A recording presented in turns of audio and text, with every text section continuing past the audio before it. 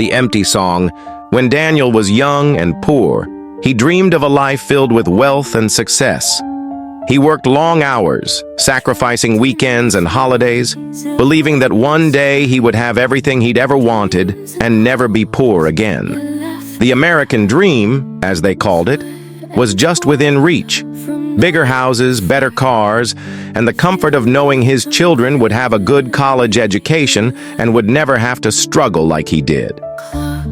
Somewhere along the way, the dream shifted into long hours at work, trying to prove his loyalty to the company as he climbed the management ladder. He missed his son's baseball games, his daughter's school plays, and the family vacations that always seemed just out of reach. He promised them just one more year, or after this promotion, we'll have more time together. But the more he focused on providing, the farther he drifted from the ones he loved. Years passed, and his children grew up.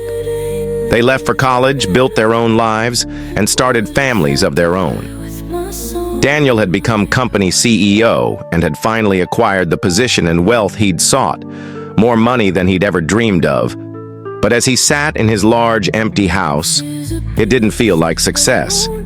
He realized that all he had gained had come at the cost of everything he truly valued. His wife had left, he was divorced, and he was alone.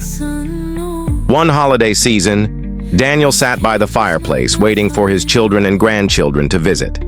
His house, once filled with laughter and love, now felt cold and hollow. The doorbell rang, and he hurried to answer, eager to greet them.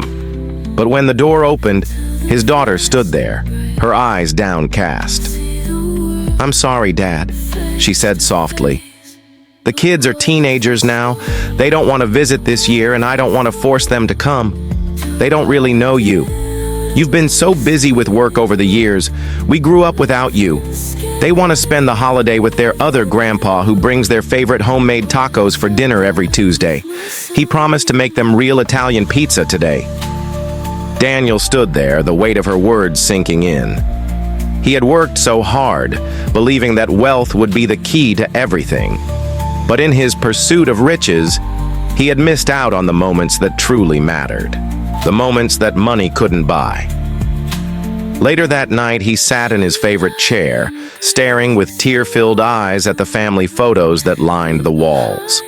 Photos of vacations he hadn't taken, birthdays he'd missed, and holidays he'd promised would be better next year.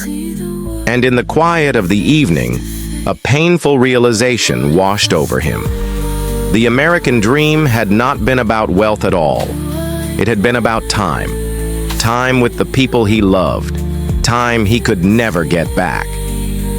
Moral: don't let the pursuit of wealth steal the joy of your journey.